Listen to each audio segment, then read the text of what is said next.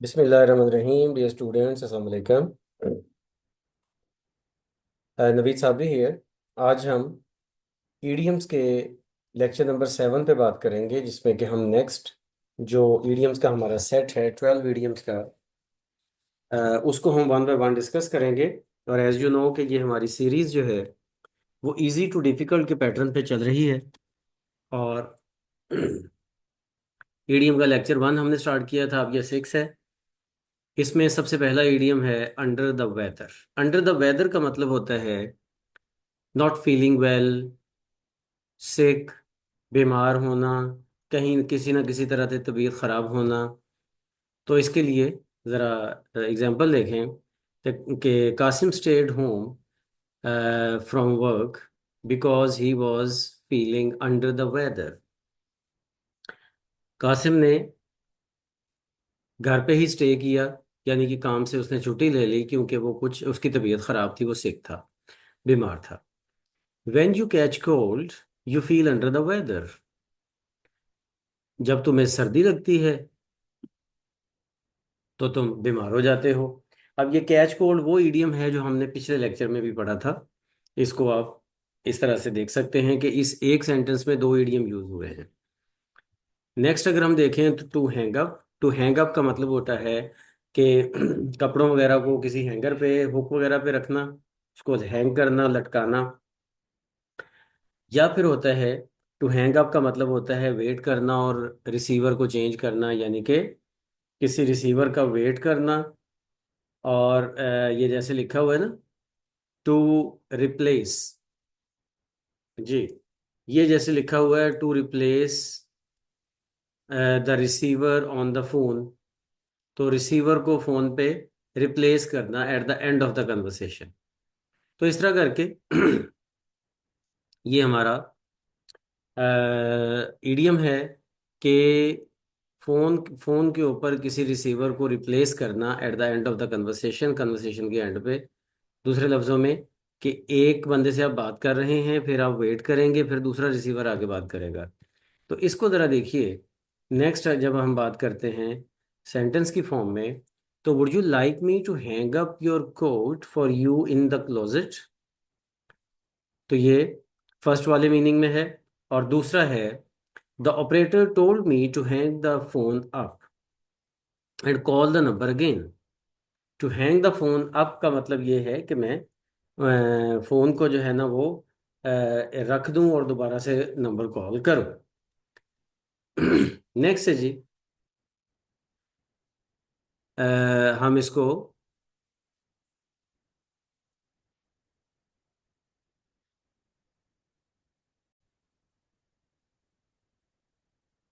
जी तो next idiom है to count on, to depend on.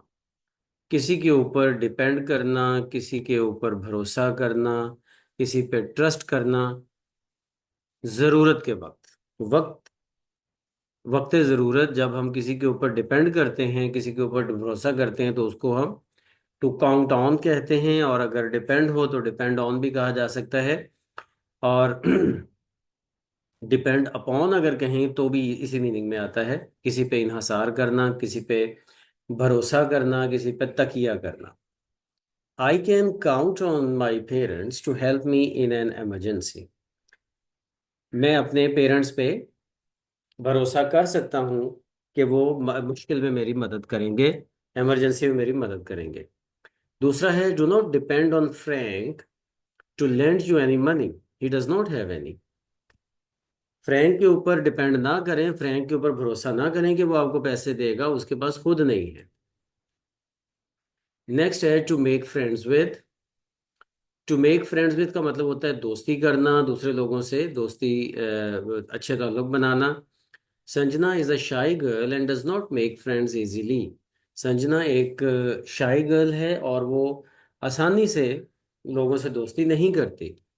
During the cruise Ronald make friends with almost everyone on the ship. Cruise के दौरान Ronald ने तकरीबन हर बंदे से दोस्ती बना ली। क्रूज का मतलब होता है शिप का जर्नी। तो शिप के जर्नी के दौरान में उसने शिप में हर बंदे से ही दोस्ती बना ली रोनाल्ड ने। Out of order, out of order का मतलब होता है नॉट वर्किंग। ये आमतौर पर किसी मशीन वगैरह के लिए आता है कि वो वर्किंग कंडीशन में नहीं है, यानी कि वो ख़राब है।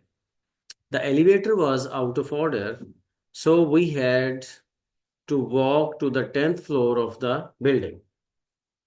एलिवेटर ख़राब था तो इसलिए हमें 10वें फ्लोर तक वॉक ही करनी पड़ी। दूसरा है, we couldn't use the soft drink machine because it was out of order. हम सॉफ्ट ड्रिंक मशीन इस्तेमाल नहीं कर सके क्योंकि वो ख़राब थी। आगे है जी टू गेट टू। इसका मतलब होता है to be able to do something special, कोई काम करने के काबिल होना। और दूसरा to arrive at a place, घर पहुंचना, काम पे पहुंचना, इस तरह से। लेकिन अगर अराइव के मीनिंग में आए तो नॉर्मली इसके साथ गेट के बाद टू नहीं आता। एग्जाम्पल देखिए, the children got to stay up late and watch a good movie for the family. बच्चे जो हैं, बच्चे जो है वो ज़्यादा देर तक स्टे करने के काबिल थे और फैमिली के साथ या फैमिली के लिए एक अच्छी मूवी देखने के काबिल थे। ज़्यादा लेट तक स्टे करने के काबिल थे और एक फैमिली के लिए एक अच्छी मूवी देखने के काबिल थे। I miss the bus and could not get to the office until 10 o'clock। मैंने बस मिस कर दी, मैंने बस लूज कर दी, बस गुजर गई और could not get to the office और मैं ऑफिस वक्त पे नहीं जा सका। अंटिल 10 o'clock, और मैं ऑफिस 10 बजे तक नहीं जा सका। When are you planning to get home to night.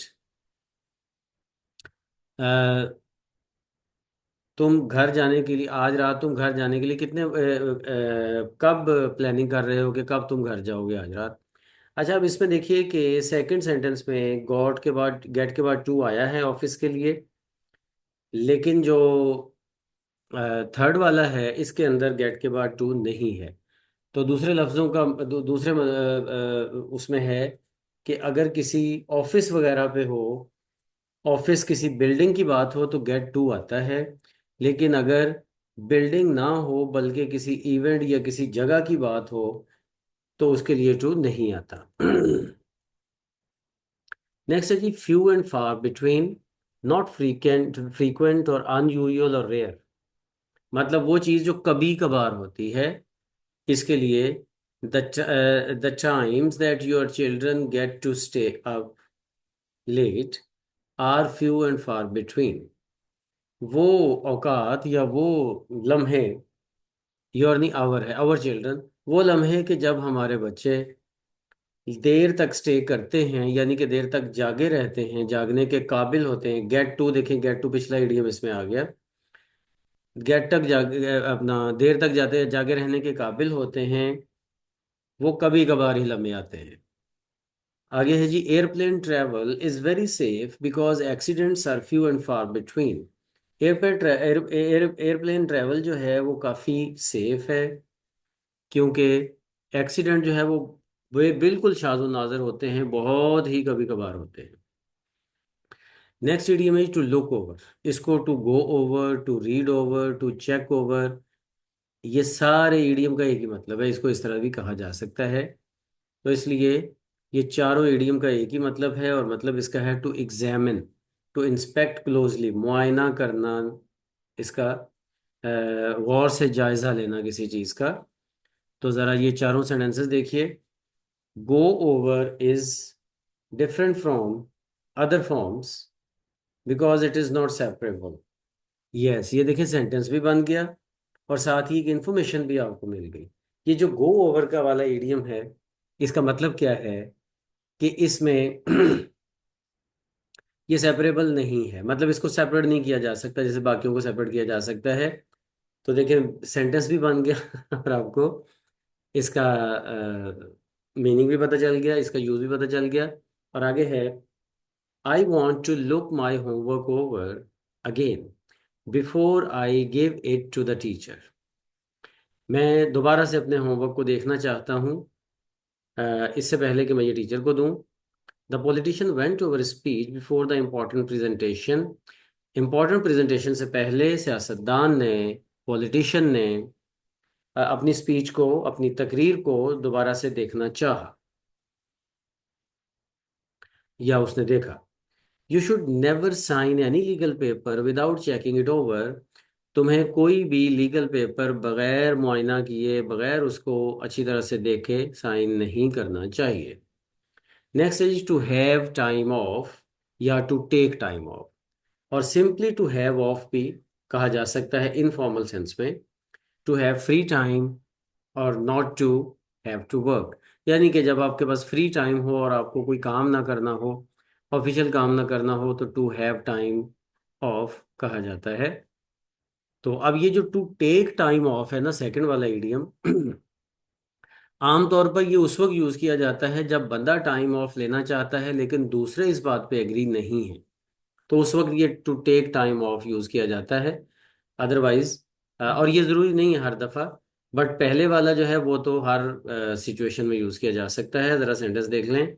Every morning the company workers have time off for a coffee break. हर सुबह कंपनी वर्कर्स जो हैं वो कॉफी ब्रेक के लिए टाइम ऑफ लेते हैं, यानी कि वो फ्री टाइम लेते हैं। Several workers took the afternoon of. अब देखें ना, टाइम जो ब्रैकेट में लिखा हुआ है इसका मतलब ये है कि टाइम का कोई इवेंट भी आ सकता है, जैसे द आफ्टरनून है। Several workers took the afternoon off to go to the football game. बहुत सारे वर्कर्स ऐसे थे, बहुत सारे मजदूर ऐसे थे कि जिन्होंने फुटबॉल गेम पे जाने के लिए छुट्टी ली, टाइम ऑफ फ्री टाइम लिया। Next is to go on या टू कीप ऑन। चलते रहना, कंटिन्यू करना किसी भी चीज़ को, वाक़ई होना किसी चीज़ का, किसी चीज़ को दोबारा से शुरू करना। ये देखिए sentences. Many people gathered near the accident to see what was going on. बहुत से लोग ये देखने के लिए रुके कि क्या चल रहा है। I did not mean to interrupt you, please go on. मैं आपको आपको इंटरप्ट नहीं करना चाहता, मैं दखल अंदाजी नहीं करना चाहता, प्लीज अपना काम जारी रखें। The speaker kept on talking even even though most of the accident audience most of the audience had left। Speaker ने अपनी बात जारी रखी, हालांकि बहुत सारे लोग जो हैं, जो सामीन हैं, ऑडियंस हैं, वो जा चुके थे। नेक्स्ट है जी टू पुट ऑफ या फिर to turn off. To put off का मतलब होता है, to put out, sorry, to put out है और टू टर्न ऑफ है, दोनों का मतलब होता है खत्म कर देना, बुझा देना, आग बुझा देना, किसी कोई लाइट बुझा देना। कोई काम हो रहा है, कोई मशीन वगैरह काम कर रही है, जैसे कि पंखा है, कोई लाइट है, उसको बंद कर देना, इसको हम कहते हैं टू पुट आउट या to turn off. No smoking is allowed here, please put out your cigarette. Smoking allow, कोई भी स्मोकिंग यहाँ पे अलाउ नहीं है, इस वजह से अपना सिगरेट बुझा दे। The fire fighters worked hard to put the brush fire out.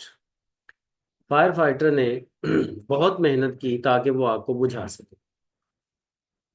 Please put out, please put out the light before you leave.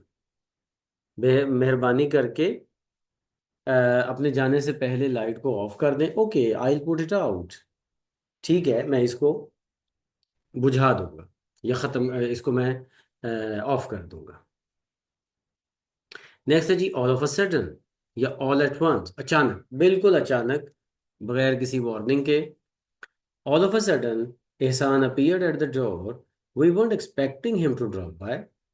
अचानक एहसान हमारे दरवाजे पे नमूदार हुआ। हम एक्सपेक्ट नहीं कर रहे थे, हम तवक्को नहीं कर रहे थे कि वो अचानक यहाँ आएगा।